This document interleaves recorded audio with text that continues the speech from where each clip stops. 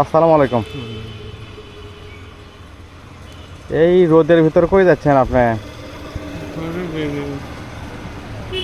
এই চাচা বুঝলাম না। ও পশা ভিক্ষা করেন? আপনি মনে হয় চলাফেরা করতে পারেন না। কি সমস্যা হয়? ও প্যারালাইসিস হয়েছেন। আগে মনে হয় প্রেশার বেশি আছিল, তাই না? 3 বার হলো, 3 বার। 3 বার স্ট্রোক করছেন। নাম কি আপনার? জালাল। হেলাল? জালাল জালাল। ও জালাল। বাড়ি বাড়ি কোথায় আপনার? চলার কোলাত্তার? এটা না অনেক দূর। না, এটি আইতে মানে পূর্বে। ও, আপনার পরিবারে কে আছে? বউ আছে, ছোল আছে, বেটা বউ আছে। বেটার বউ সোল সবাই আছে? তাহলে আপনার এই এত কিছু আছে, তাই সেই সত্ত্বেও আপনার ভিক্ষা করা লাগে? কি করবে তো? হুম? কি করবে? না, তারা কি আপনাকে দেখে না?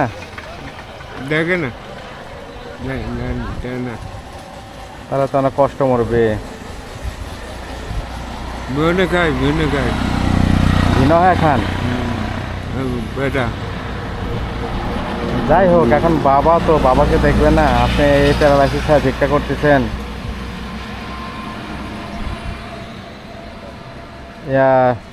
সন্তান, এক বউ, এক জায়গায়? বউ আছে, একটা বিয়ে আছে, বিয়ে দিচ্ছি। না, এখন আপনার বাড়িতে আপনার বউ আর আপনি, তাই তো? তো আন্টি চাচি কি করে? বাড়িতেই থাকে, আর তো কোনো কিছু করে না, তাই না?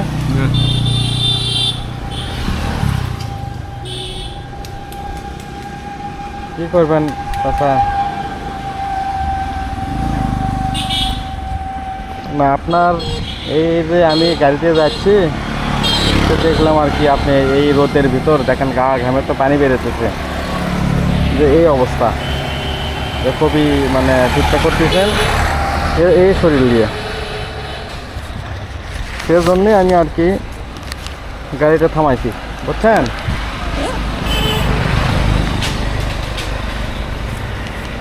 যদি আপনি একা হইতেন, পরিবার না থাকতো, তাহলে আমি আমার ওখানে নিয়ে যেতাম। আমার একটা আশ্রম কেন্দ্র আছে, বুঝছেন? এর ভিতর কি টাকা আছে চাচা? আছে?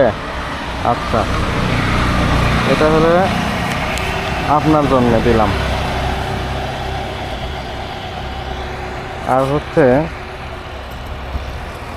যদি একেবারেই আপনি অসহায় মনে করেন যে আপনাকে দেখার মতন তেমন কেউ নাই, কেউ নেই,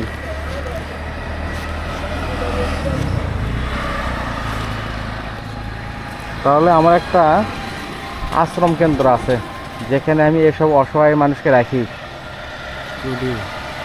এই যে এখানে সব কিছু লেখা আছে।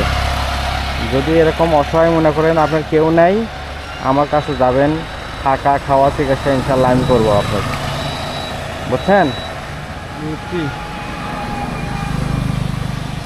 তো ঠিক আছে চাচা, ভালো থাকেন। হ্যাঁ, যান, সাবধানে যান, একটু পানি খাই নেন, ওখানে তার পানি খাই নেন। হ্যাঁ, গা তো ঘেমে গেছে, অনেক কষ্ট।